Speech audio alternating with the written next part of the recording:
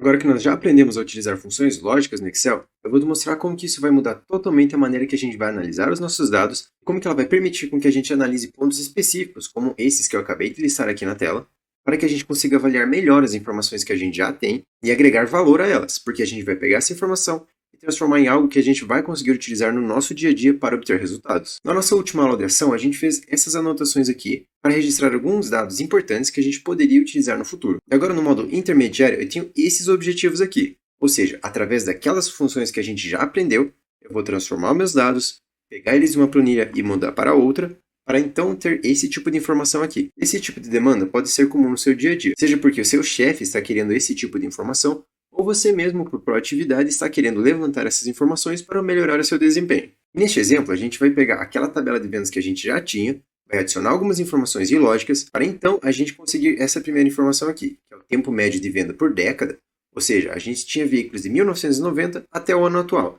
o que dá aproximadamente 3 décadas.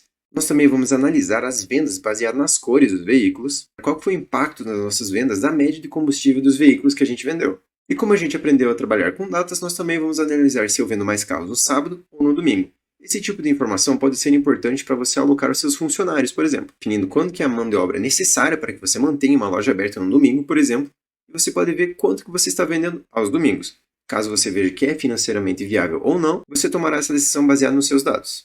E para finalizar, a gente vai verificar quantas unidades de um modelo e cor específico foram vendidos. Esse arquivo que nós temos aberto aqui é o nosso primeiro relatório, porque nele nós temos algumas informações e as nossas anotações. Porém, eu vou passar essa informação e as nossas análises para o segundo relatório.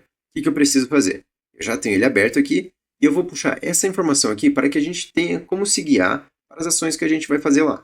Então eu vou selecionar essa minha informação aqui, vou dar um Ctrl C.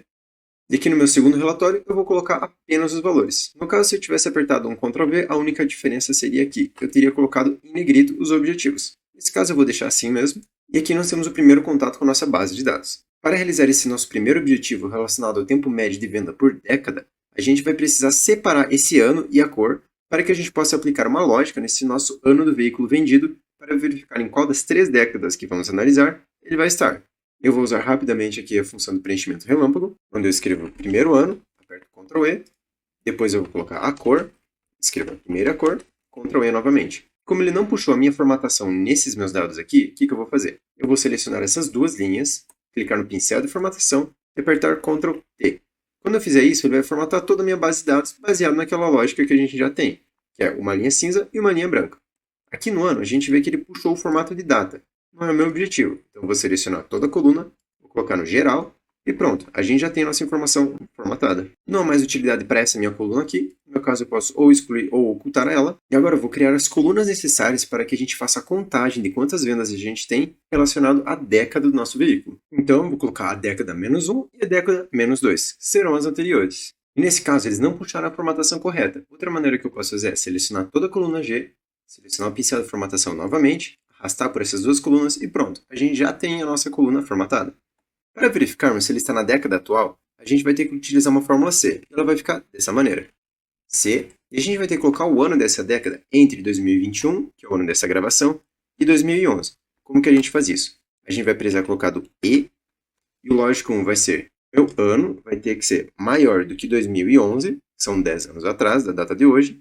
E o meu segundo lógico, que não é totalmente necessário, porém vamos fazer para exemplificar, é o meu ano ele tem que ser menor do que o 2021. O meu valor, se verdadeiro, será 1, porque eu quero contabilizar, e se não, 0. Vou fechar o parênteses, aperto Enter, vou formatar corretamente essas minhas colunas para geral novamente, e pronto, a gente já tem os carros que estão naquele intervalo de ano que a gente definiu. Agora, para aplicar essa lógica nas outras colunas, eu posso copiar esse texto aqui dessa célula, vou vir para essa aqui do década -1, vou colocar aqui na barra de fórmulas, e ele vai ter que ser menor que o ano de 2012. Por quê? Se a gente for verificar aqui na década atual, a gente colocou maior que 2011, ou seja, ele vai pegar valores a partir de 2012.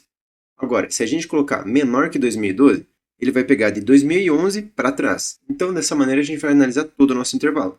Agora, nesse ano aqui, eu vou deletar esse 2011 e vou diminuir 10, ou seja, eu vou querer o ano de 2002. Pronto. Agora a gente já sabe quais carros a gente tem nessa década. E para finalizar essa parte, eu vou colocar aqui no década -2. E seguindo a mesma lógica que a gente utilizou no década -1, Eu vou colocar aqui valores menores que 2003 e maiores do que 1990. Eu vou aumentar um pouco esse nosso intervalo aqui para que ele pegue todos os veículos que eu tenho nesse meu intervalo. E uma maneira da gente verificar se deu certo a contagem desses nossos itens é selecionar aqui uma dessas colunas, aperta Ctrl Shift e seleciona para baixo, e a gente vê que a gente tem 55 veículos. E se eu selecionar todo esse meu intervalo aqui, eu também vou ter que ter 55 veículos. Porém, a gente percebe que eu tenho apenas 53, ou seja, algum problema a gente está tendo, seja nos nossos dados ou na lógica que a gente utilizou. Primeiro, eu vou verificar os meus dados. E como que eu vou fazer isso? Eu vou selecionar aqui na década atual e vou colocar 0. Ou seja, eu quero ver onde que não está contabilizando o veículo. Aplica a mesma lógica para as outras duas décadas.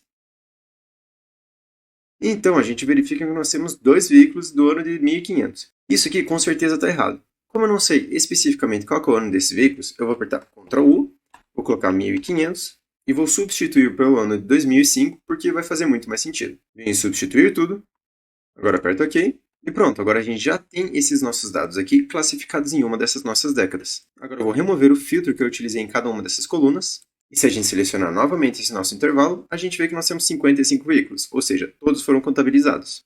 Agora que nós já verificamos a questão da década, a gente vê aqui que nós precisamos do tempo médio de venda por década.